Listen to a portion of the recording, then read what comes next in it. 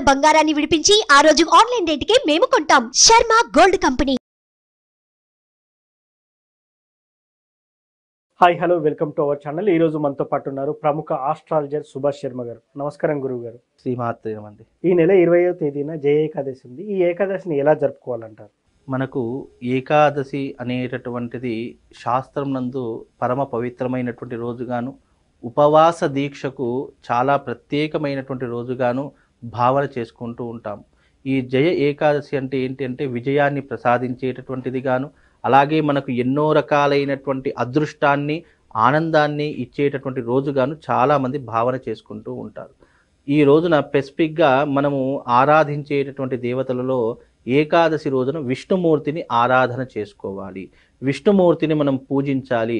ఆ రోజున విష్ణుమూర్తికి సంబంధించినటువంటి దేవతా క్రతువులను చేయడం ద్వారా మనకు అనేకమైనటువంటి అదృష్టములు కలుగుతాయని చెప్పేసి మనకు చెప్పినటువంటి పురాణ గాథ.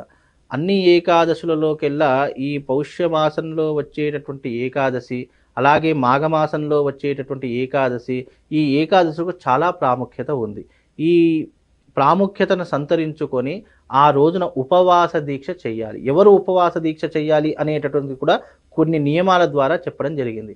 ఎవరైతే ఆరోగ్యంగా ఉన్నారో, ఎవరికైతే ఎలాంటి ఆరోగ్య సమస్యలు లేవో అలాంటి వారు మాత్రమే ఉపవాస దీక్షను ఆచరణ చేసుకోవాలి అనేటటువంటి అంశాన్ని మాత్రమే తెలియజేసి. ఎందుకంటే కలియుగ ధర్మం అనేటటువంటిది ఎలా ఉంటుంది అని అంటే, నిజంగా మన శరీరానికి ఉపవాస దీక్ష చేసే శక్తి ఉందా లేదా నిర్ణయించుకున్న తర్వాత ఉపవాస దీక్ష చేయాలే తప్ప మనకు శరీరంలో సహకరించడం లేదు.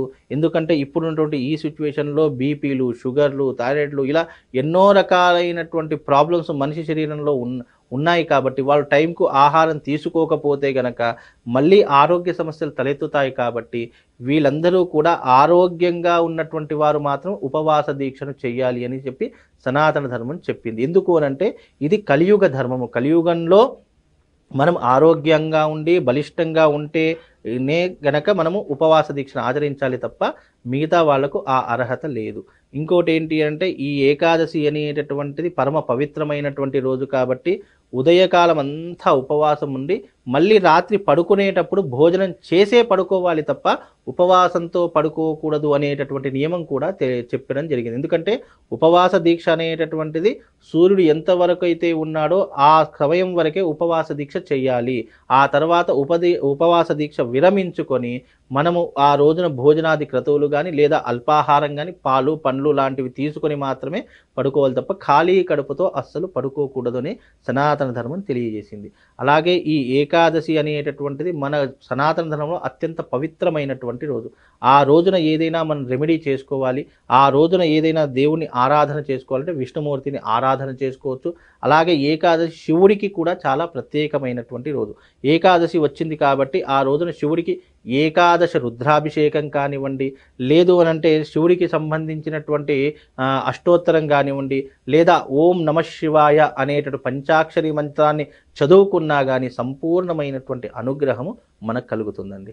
ఏకాదశి ఉపవాసం చేయలేని వారు ఏం చేయాలంటారు? ఉపవాస దీక్ష చేయలేనటువంటి వారు ఏదైనా చేయాలి అనుకుంటే భగవత్ ఆరాధన చేసుకోవచ్చు. ఉపవాస దీక్ష అనేటటువంటిది ఏంటి అంటే మనము జీవిత కాలంలో అంటే మనం వారం రోజులంతా కూడా చాలా పుష్టిగా భోంచేస్తూ ఉంటాము. ఆ ఉపవాస దీక్ష వెనుక ఉన్నటువంటి ఆంతర్యం ఏంటంటే కేవలం ఒక రోజైనా ఉపవాస దీక్ష ఉండడం ద్వారా మనలో ఉన్నటువంటి శక్తి అనేటటువంటి చైతన్యం పొందుతుంది.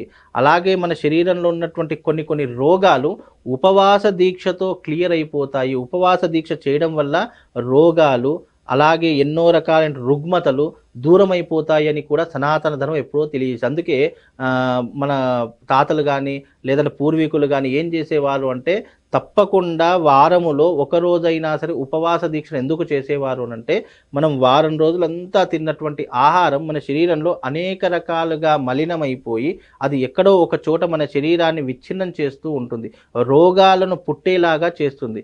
కనుక అలాంటి రోగాలను మనము దాటి మనం ముందుకు వెళ్ళాలి, మన ఆయుష్ను పెంచుకోవాలి అంటే ఉపవాస దీక్ష అనేటటువంటిది పరమ పవిత్రమైనటువంటి రోజు. ఆ ఉపవాస దీక్ష ఏ రోజున చేస్తే మనకు జ్ఞానము, ముక్తి, అలాగే మనకు భగవంతుని యొక్క అనుగ్రహం సంపూర్ణంగా దొరుకుతుంది అని ఆలోచిస్తే మన వాళ్ళు పెద్దవాళ్ళు పెట్టినటువంటి విషయం ఏంటంటే ఏకాదశి రోజు ఉపవాసం ఉండాలి. ఏకాదశి విష్ణుమూర్తికి చాలా ప్రీతికరమైనటువంటిది. ఆ రోజున ఉండడం ద్వారా మనకు ఎన్నో రకాలైన అదృష్టాలు కలుగుతాయని తెలియజేసేటటువంటిది ఏకాదశి యొక్క గొప్పతనం. అందుకే ఆ రోజున ఉపవాస దీక్షకు చాలా ప్రాముఖ్యతను కలిగించుకుంది. అలాగే ఆ రోజున ఆచరించేటటువంటి యోగం కూడా మనిషికి ఉండాలి.